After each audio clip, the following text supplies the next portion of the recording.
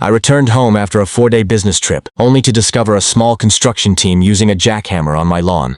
At first, I assumed I had arrived at the wrong house, but then I spotted my dog's favorite chew toy, lying beneath a bush they were preparing to tear out. Next, my eyes fell on a partially constructed shed bearing a sign that said, HOA storage members only, positioned directly on my property. Welcome to channel. Be sure to like and subscribe for the best HOA drama around. I pulled into the driveway, stepped out of the car, and calmly inquired with the foreman about why his crew was excavating my yard. He told me to discuss it with the HOA, so that's exactly what I did. I walked straight to their office, where I was met by Karen, the HOA president, who was casually sipping from a Boss Babe mug. She hardly glanced up and declared, "We're expanding neighborhood tool storage. The board already approved it." "That's fine," I replied, "except you approved it on my land." She gave a smirk and said, "It's common area. You're mistaken." But I wasn't mistaken.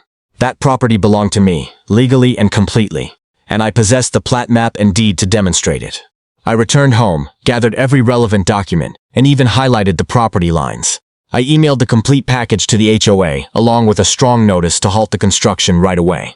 There was no reply. 2 days later, they had poured the concrete foundation, removed my grass entirely, bulldozed the bushes, and raised the shed walls halfway. That crossed the line.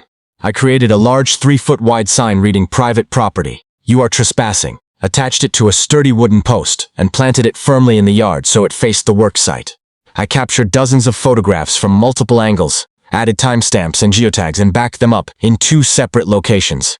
Then I contacted my real estate attorney. By the time the HOA dared to mail me a letter accusing me of disrupting community development, I had already dispatched a formal cease and desist notice through certified mail. It included copies of my property deed, the survey, and detailed photos documenting every part of their violation. They had not only built on my land, but had clearly chosen the wrong homeowner to challenge. My lawyer acted swiftly. The cease and desist letter was sharp and professional, emphasizing the obvious trespassing, missing permits, and requiring the immediate removal of all structures within 10 business days. We sent it certified with return receipt requested. They accepted delivery but chose to disregard it. Rather than retreat, the HOA escalated the situation. The following day, a citation appeared in my mailbox for non-compliant signage, referring to my large red private property warning. A second citation soon followed for unauthorized landscaping modifications. Apparently, the crater they had dug in my yard qualified as landscaping, and I was not permitted to change it. I attended the next HOA board meeting to confront this absurdity. As soon as I entered the room, Karen flashed that same smirk. "Oh look, it's Mr. Surveylines here to make trouble," she remarked. I remained composed and distributed printed copies of the maps, survey records, and timestamped images to every board member. "Your shed extends 10 feet onto my private property. I have informed you repeatedly. I have given you every opportunity to correct this. You are choosing not to." Karen rolled her eyes and responded, "It's for the good of the community. You should feel honored that your yard is being used for something useful." At that point, the room divided. One neighbor began clapping, while another quietly muttered, "That's not how this is supposed to work." The treasurer shifted uneasily in his seat.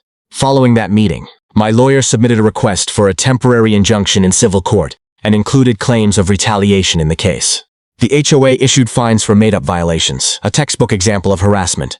To ensure we had every detail locked down, I arranged for a licensed surveyor to return and clearly mark the property lines using stakes and bright orange tape. But the biggest turning point arrived when a county building inspector showed up unannounced. It turned out the HOA had never obtained a single permit for the shed. Not one. He made careful notes, snapped several photographs of the ongoing work, and turned to me. "This is a major violation," he stated. "They will have to answer for this." I offered him a cup of coffee. He smiled and added, "You should keep all your paperwork organized. This is about to become very interesting."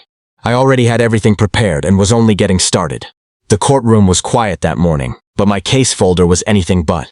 We entered fully prepared with every piece of evidence: the certified letters, time-stamped photos, the inspector's official violation report, and 2 detailed boundary surveys complete with GPS coordinates.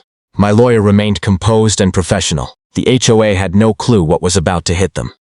Karen entered wearing sunglasses inside the building, followed by their attorney, who appeared to regret every decision that had brought him to this moment. The judge got straight to business. "Let's establish the facts," he began. "Who owns this land?" We presented the deed and plat map. The surveyor took the stand and indicated the boundary stakes still clearly visible on my lawn. He confirmed the structure extended 10 feet across the line. There was no easement, no shared rights, and no uncertainty whatsoever.